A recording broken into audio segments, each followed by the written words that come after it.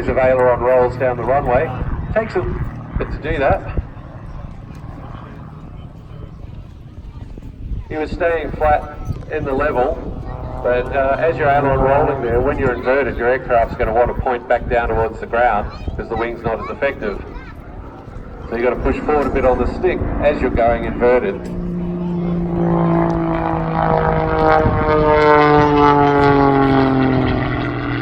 Mears also became an instructor on King Airs. And here he is doing a rolling circle.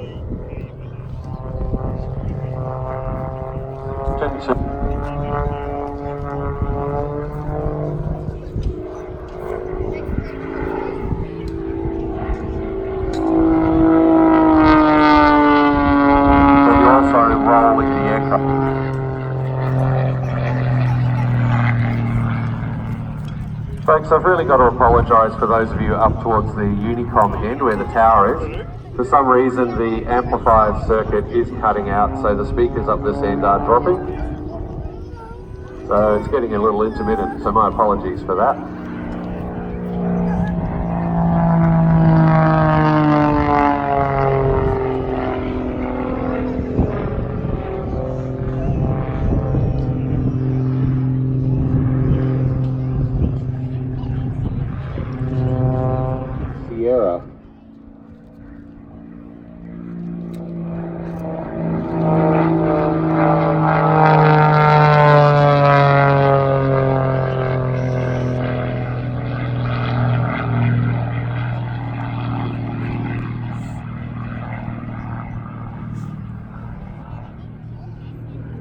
Folks, you can actually see Mez's Beach Sierra. It's one of the aircraft on display with the group of for sale aircraft that currently for sale under Aviation Trader.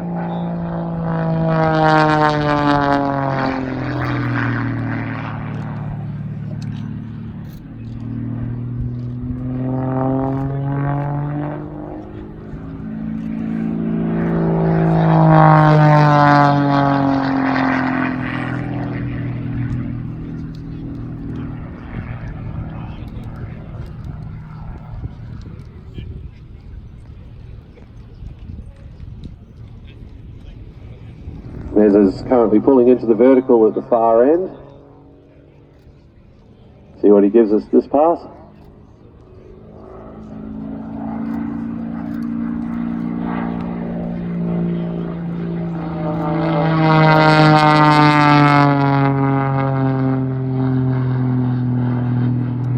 Knife edge pass, sometimes known as a camera pass because you can get some good shots of the top of the aircraft. We'll see more about that shortly. This is Bell 47.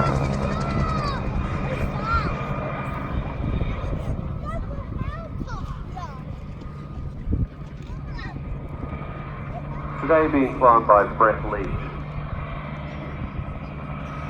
Now the Bell 47 of course was made synonymous by the TV series and movie MASH.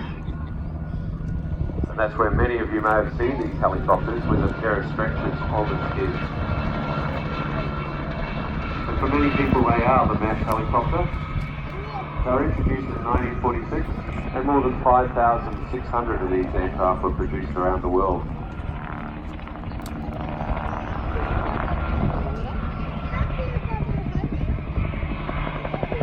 Brett tells me that this particular aircraft has over 1,300 hours on it total time, which makes it one of the youngest Bell 47 aircraft in the world. Helicopters are quite manoeuvrable. Bell 47 was also the first helicopter to perform the role of a television news helicopter back on July 1st, 1958.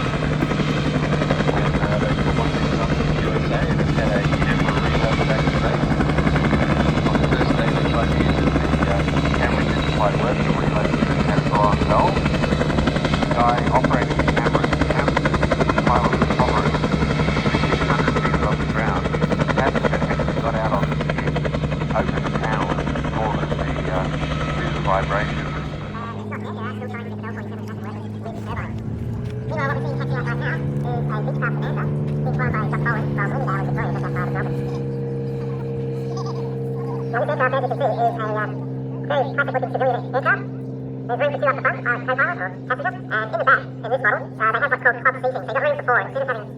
Aerobatic bonanza.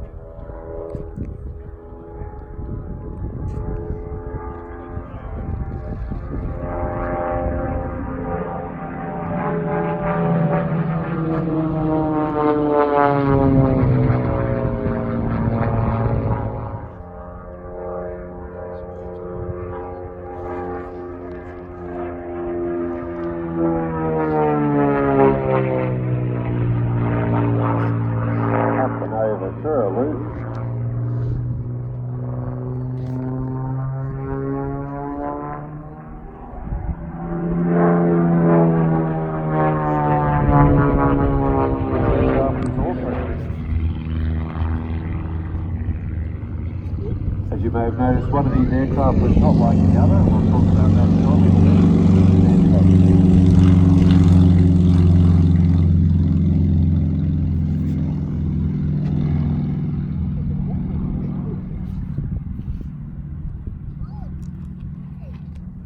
Very different sound to that engine compared to the RVs that went off first. And for those of you who were astutely monitoring those 4 aircraft that took off first, the very first one didn't look like the others, did it? It had a nose wheel. Now when aircraft first came out, they all had a tail. They have a bad habit in a crosswind of the tail trying to spin around in front of the nose unless you're very on the ball. The joke with a tail wheel aircraft is that it's not finished flying until you shut it down and tie the drive. It's probably going to release on the road and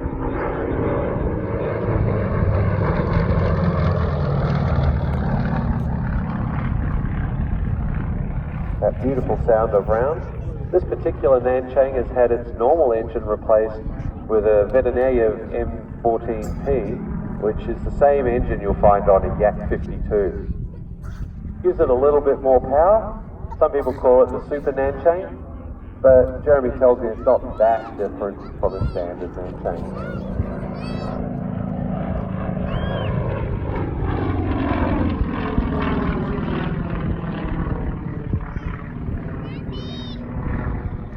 Now this CJ6 design is of course from the People's Republic of China, the name Nanchang.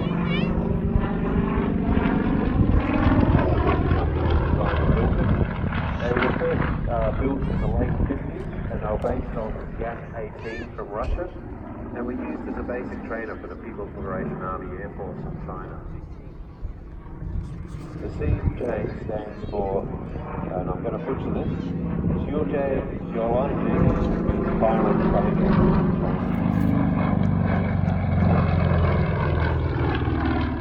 Typically not as powerful as the Yak 52, but in this case it's one has been re-engined. Also, I'm told this is a very good introductory warbird. So if you're flying general aviation, such as the Cessnas and Pipers, and you want to get into warbird world,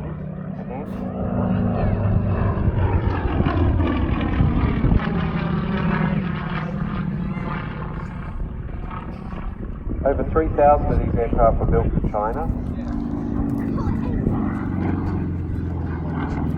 14. And he turned up the next weekend to start his flight training because he loved it so much. And in fact, his original, the person who took him for that first joy flight may also have been the person who sent him for his first solo. And Rod is here today. I guess he's watching Jeremy pretty closely.